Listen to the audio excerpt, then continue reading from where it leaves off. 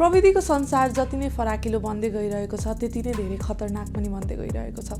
अब हामीले एकदमै धेरै चेन्जेसहरू अहिलेको टेक्नोलोजिकल डेभलपमेन्टहरू देख्दै आएको छौँ, जस्तो एआई होइन, क्रिप्टोकरेन्सी, अब अरू पनि डिफ्रेन्ट टेक्नोलोजी एडभान्समेन्टहरू हुँदै गइरहेका छन्। लास्ट हप्ता हामीले तपाईँलाई क्यू स्टारको बारेमा बताएको थियौँ, त्यो पनि एकदमै नौलो टेक्नोलोजी भयो होइन। त्यस्तै अब अलिकति डरावना कुरा गर्दाखेरि चाहिँ हामीले डार्क वेबको बारेमा बताएको थियौँ। त्यस्तै टेक्नोलोजी साइडको एउटा ब्याक साइड अथवा ब्याड साइडको रूपमा चाहिँ छ डिप फेक। यो डिप फेक चाहिँ अहिलेको मोडर्न डेको एउटा ह्युज प्रब्लम बन्दै गइरहेको छ। स्पेसली चाहिँ अहिलेसम्म यो डिप फेकले चाहिँ अब सेलिब्रिटिजहरूलाई चाहिँ एकदमै गाह्रै बनाइसकेको छ। एउटा वर्ल्ड वाइड प्रब्लमको रूपमा ग्लोबली नै यो प्रब्लम विस्तार हुँदै गइरहेको छ। अब कसरी हुँदै गइरहेको छ भन्दाखेरि चाहिँ यसमा चाहिँ अब सेलिब्रिटिजहरूको नकल गर्ने, उनीहरूकै जस्तो भिडियो बनाइदिने, उनीहरूकै जस्तो आवाज निकालिदिने र डिफ्रेन्ट कन्टेन्टहरू चाहिँ सोसियल मिडियामा सर्कुलेट गराएर भाइरल गराइदिने। अब त्यो हुँदा चाहिँ के हुन्छ भन्दाखेरि सेलिब्रिटीहरूलाई आफै पनि थाहा हुँदैन कि उनीहरूको त्यस्तो कन्टेन्ट चाहिँ बाहिर भइरहेको छ, डिसेमिनेट भइरहेको छ भनेर होइन। र त्यसले गर्दा एउटा मानिस जो चाहिँ अब सबैजनाले त छुट्याउन सक्दैनन् नि त वाट इज राइट औ वाट इज रङ होइन। धेरैजनाले विश्वास पनि गर्न सक्छन् कि त्यो कन्टेन्ट साँच्चीकै आफूले मनपर्ने सेलिब्रिटीले नै दिएको हो भनेर। त्यस्तो गर्दाखेरि चाहिँ कसैको एउटा इमेजमा, कसैको प्रतिष्ठामा चाहिँ यसले एकदमै नराम्रो असर पुर्याउन सक्छ। र आज हामी यो डिप फेक के हो, यो कसरी बनाउने गरिन्छ र यसलाई चिन्नलाई के गर्नुपर्छ भन्ने बारेमा यस भिडियोमा डिस्कस गर्न गइरहेका छौँ। डिप फेक अहिले सेलिब्रिटीहरूको लागि एकदमै ठुलो समस्या बन्दै गइरहेको छ भनेर मैले भर्खर मात्र पनि भन्दै थिएँ। हालै बलिउडको चर्चित अभिनेत्री रश्मिका मन्दनाले पनि यही विषयमा चाहिँ आफ्नो केस नै दायर गर्ने पनि भनेकी छिन्, किनभने उनको चाहिँ एउटा डिप फेक भिडियो जहाँ चाहिँ उहाँले अलिकति त्यो नट सो गुड कुराहरू गरिरहेको खालको भिडियो चाहिँ social media through out circulate भइरहेको थियो। र इभन यसमा चाहिँ अमिताभ बच्चनले पनि यसले चाहिँ एकदमै ठुलो नोक्सान पुर्याउन सक्ने र यसमा चाहिँ ध्यान केन्द्रित गर्नुपर्ने भनेर उहाँले बताउनु भएको थियो। त्यस्तै अहिले ग्लोबल सुपरस्टार टेलर स्विफ्टको पनि यो प्रब्लम भइरहेको छ। टेलर स्विफ्टको चाहिँ डिप फेक फोटो जुन चाहिँ एउटा न्युड पिक्चर छ त्यो चाहिँ through out the social media circulate भइरहेको छ।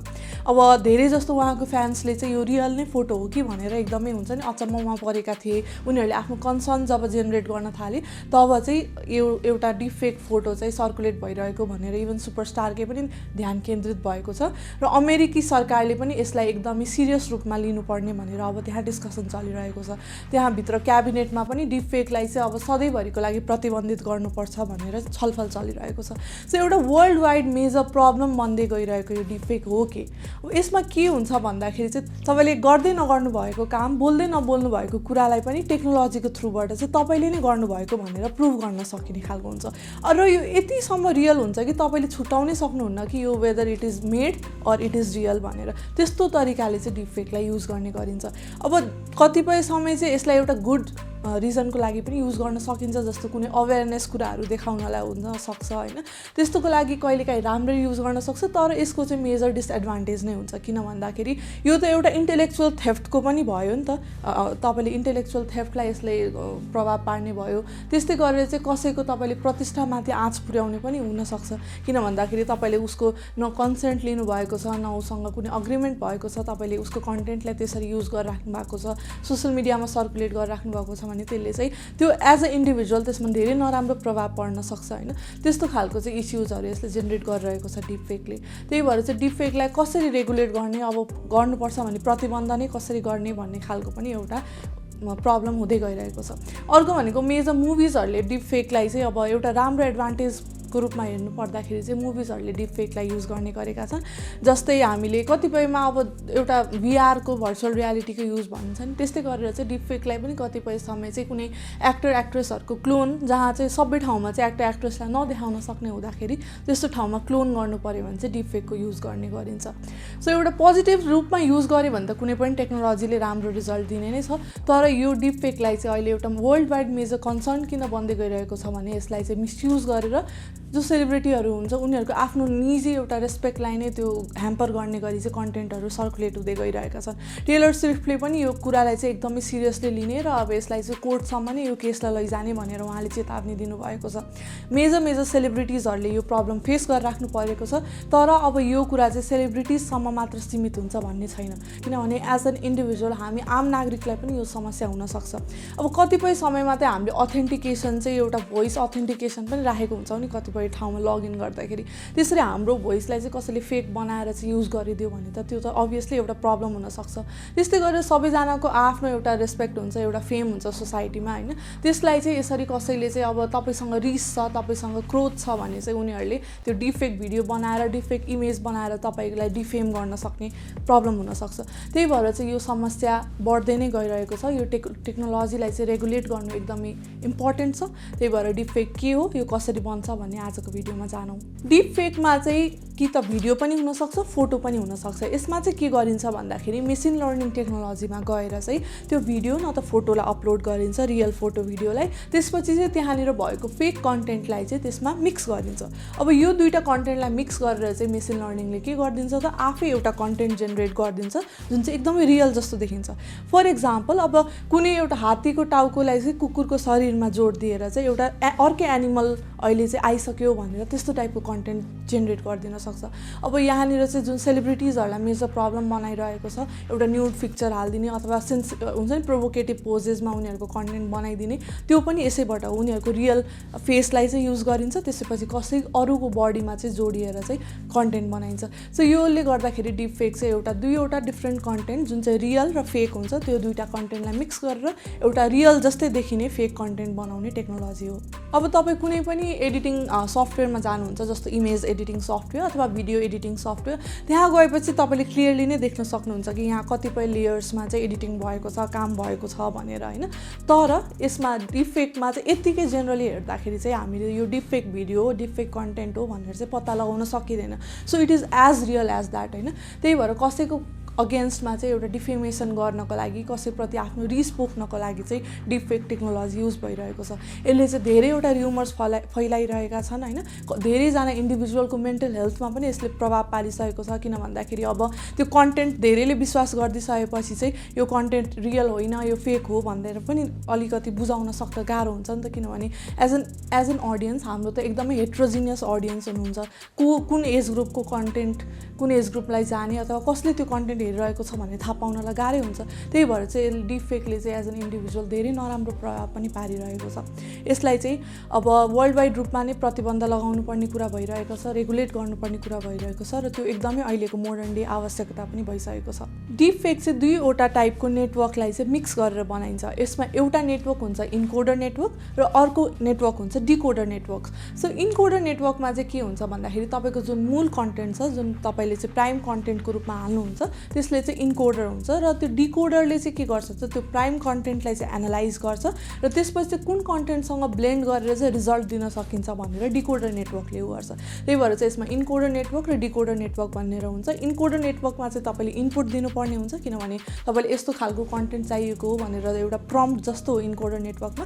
र डिकोडर नेटवर्कले चाहिँ के गर्छ भन्दाखेरि त्यसको चाहिँ आउटपुट दिन्छ होइन। त्यसमा चाहिँ तपाईँको डिफेक कन्टेन्ट, अब त्यो इमेज पनि हुनसक्छ, भिडियो पनि हुनसक्छ र डिफेक चाहिँ अहिले यतिसम्म पनि मोडर्नाइज भइसकेको छ कि तपाईँको अडियोलाई पनि लाइक जस्ट तपाईँले अब मैले अहिले जसरी सिम्पल कन्भर्सेसन गरिरहेको छु, त्यो कन्भर्सेसनको केही वर्ड्सहरूलाई युज गरेर त्यसलाई मल्टिप्लाई गर्ने अनि त्यसलाई कुनै अर्को सेन्टेन्समा गएर युज गरिदिने। अब त्यसले गर्दाखेरि त मेरै आवाजमा मैले बोलेकै जस्तो सुनिन्छ होइन। सेलिब्रिटीहरूसँग भइरहेको समस्या पनि त्यही हो।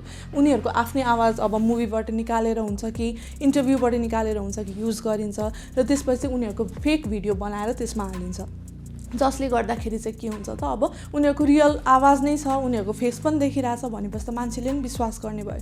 त्यही कारणले यो समस्या बनिरहेको छ। अब यो भिडियो हेर्दै जाँदाखेरि तपाईँहरूलाई पक्कै चिन्ता लाग्न थालिसकेको होला। अब डिफेक्ट त हामीले थाहै नपाउन सक्ने भयौँ होइन, एकदमै समस्या जस्तो। किनभने डिफेक्ट बनाउनको लागि धेरैवटा एप्स छन्, धेरैवटा वेबसाइट्स छन्। तपाईँले गएर गुगलमा डिफेक्ट क्रिएट गर्ने भनेर खोज्नुभयो भने त्यहाँनिर मल्टिपल वेबसाइट्सहरू आउँछ जहाँ तपाईँले इजिली डिफेक्ट, तपाईँलाई एकदमै टेक्नोलोजिकली साउन्ड हुनुपर्छ भन्ने पनि छैन होइन। एकदम इजी भइसकेको छ अहिले एआईको संसार भएको कारणले। अब यस्तो अवस्थामा चाहिँ कसरी चिन्ने त यो डिफेक्ट कन्टेन्ट हो कि रियल कन्टेन्ट हो भनेर तपाईँलाई मनमा पक्कै पनि प्रश्न आएको होला। यसको जवाब अब तपाईँले त्यो कन्टेन्टलाई चाहिँ एकदमै न्यारो डाउन गरेर एकदम कन्सन्ट्रेट भएर हेर्नुपर्ने हुन्छ। अहिलेको संसारमा हामीले एउटा टर्म एकदमै धेरै युज गर्ने गरेका छौँ जुन चाहिँ डिजिटल लिट्रेसी हो। अब डिजिटल लिट्रेसी भनेको चाहिँ तपाईँले डिजिटल कन्टेन्टहरू चाहिँ कुन चाहिँ राइट हो कुन चाहिँ रङ हो भनेर क्रिटिकली एनालाइज गर्नुपर्ने हो। सो सिमिलरली डिफेक कन्टेन्ट पनि हो कि होइन भनेर हेर्दाखेरि चाहिँ तपाईँहरूले के कुरामा ध्यान दिनुपर्छ भन्दाखेरि चाहिँ आँखाको मुभमेन्ट, लाइक मैले अहिले नेचुरली कन्भर्स गरिराख्दाखेरि आँखाको मुभमेन्ट एक टाइपको हुन्छ, तर एडिटिङमा चाहिँ आँखाको मुभमेन्ट चाहिँ त्यति राइटली मिलेको हुँदैन, किनभने अहिले पनि त्यो मेसिनाइज्ड सिस्टम भयो होइन। त्यही भएर आँखाको मुभमेन्टले तपाईँले थाहा पाउन सक्नुहुन्छ यो फेक कन्टेन्ट हो भनेर। त्यस्तै कतै न कतै टेक्नोलोजिकल ग्लिच पनि अलिअलि देखिन्छ बडीको मुभमेन्टमा, बडीको पोस्चरमा होइन। तपाईँले फलो गरिरहेको मान्छेको पोस्चर कसरी छ, उसको बोल्ने स्टाइल के छ भनेर थाहा पाइराख्नु हो भने त्यो पनि एउटा डिफ्रेन्स देख्न सक्नुहुन्छ। र अर्को चाहिँ एउटा मेजर डिफेक कन्टेन्ट थाहा पाउने तरिका भनेको चाहिँ फेसको र यो घाँटी तलको चाहिँ रङको छालाको रङको कलर हुन्छ नि, त्यो चाहिँ डिफ्रेन्ट हुन्छ कि। सो त्यो दुईवटा मानिसको शरीरलाई जोडिएर बनाइएको कन्टेन्ट भएको भएर त्यस्तो कलर डिफ्रेन्स पनि अलिकति हामीले एनालाइज गर्न सक्छौँ। सो यो सबै कुराहरूलाई हेर्नुभयो भने अर्को भनेको लिप सिङ्किङ पनि धेरै जस्तो मिलेको हुँदैन, किनभने चाहिँ उनीहरूले फेस युज गरेका छन् भने चाहिँ कुनै अन्तै भइरहेको कन्टेन्टको चाहिँ फेस युज गरिएको हुन्छ, अथवा कुनै फिल्ममा कुनै इन्टरभ्यूमा उनीहरूले त्यो लिप सिङ्कमा बोलिरहेको कन्टेन्ट युज गरिएको हुन्छ। सो त्यस्तो हुँदाखेरि चाहिँ अडियो अर्कै हाल्दाखेरि लिप सिङ्क पनि नमिलिरहेको हुन्छ। त्यो लिप सिङ्क नमिल्दा पनि तपाईँले चाहिँ यो कन्टेन्ट ट्रु हो कि होइन भनेर एउटा क्वेसन रेज गर्न सक्नुहुन्छ। सो एउटा कन्टेन्टलाई न्यारो डाउन गरेर हेर्ने, एनालाइज गरेर हेर्ने यो कुरा राइट छ कि रङ छ भनेर, त्यसैबाट नै हामीले डिफेक कन्टेन्ट चाहिँ धेरै जस्तो पत्ता लगाउन सक्छौँ। अब यतिकै हेर्दाखेरि त obviously it has been almost impossible तपाईँले डिफ्रेन्सिएट गर्नलाई whether is the right or the wrong content. तर डिजिटल लिट्रेट हुनुपर्छ हामीले चाहिँ बुझ्नलाई, सुरुमै चाहिँ होइन यही हो भनेर विश्वास गर्नु हुँदैन, त्यसलाई क्रिटिकली हेर्नुपर्छ।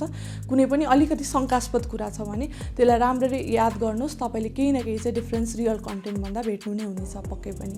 अब तपाईँले चाहिँ एउटा डिफ्रेन्स गर्ने तरिका भनेको चाहिँ एकदम आउट अफ नोवेयर कन्टेक्स्टको कन्टेन्ट छ भने त्यसलाई पनि यो रियल होइन भनेर विश्वास गर्न सक्नुहुन्छ। जस्तो बाराक ओबामाले चाहिँ कुनै भोजपुरी गीतमा डान्स गरिरहनु भएको, मोदीले चाहिँ कुनै गीत गाइराख्नु भएको, यस्तो खालको एउटा हुन्छ नि आउट अफ नोवेयरको कन्टेन्ट छ भने त्यो पनि चाहिँ यो चाहिँ होइन होला भनेर तपाईँले पत्ता लगाउन सक्नुहुन्छ। डिफेक चाहिँ एउटा अटोमाइज सिस्टम हो, यो चाहिँ आफै गर्न सक्ने सिस्टम हो, मेसिन लर्निङ बेस्ड सिस्टम हो। र अहिले एआईको जमाना भएको भएर चाहिँ अडियो क्रिएसन पनि इजी छ, एडिटिङ पनि इजी छ होइन, सबै कुरा इजी हुँदै गएको भएर यो एउटा मेजर थ्रेटको रूपमा अघि बढी नै रहेको छ। तर यसलाई चाहिँ राम्रोसित रेगुलेट गर्ने हो, यसलाई राम्रोसित मोनिटर गर्ने हो भने पक्कै पनि यसले हाम्रो क्रिएटिभ जुन इन्डस्ट्री छ, भिजुअल इन्डस्ट्री, त्यसमा चाहिँ केही न केही हेल्प गर्ने सक्छ। सो एउटा टेक्नोलोजीको मेजर ड्रब्याकको रूपमा हामीले गत हप्ता डार्क वेबलाई डिस्कस गरेका थियौँ भने आज डिफेकलाई डिस्कस गऱ्यौँ। यसलाई पनि राम्ररी युज गऱ्यो भने तपाईँले धेरै कुरा चाहिँ यसबाट जेनेरेट गर्न सक्नुहुन्छ फर यो भिजुअल आइटम। तर चाहिँ यसलाई चाहिँ राम्ररी युज गरिएन भने यसले इन्टेलेक्चुअल थेफ्ट गर्न सक्छ, त्यस्तै गरेर तपाईँको डिफेमेसन गराउन सक्छ होइन, त्यस्तो किसिमको समस्याहरू छ। आजको भिडियोको लागि यति नै। अर्को हप्ता हामी नेक्स्ट इन्ट्रेस्टिङ टपिकका साथ फेरि आउने नै छौँ। धन्यवाद।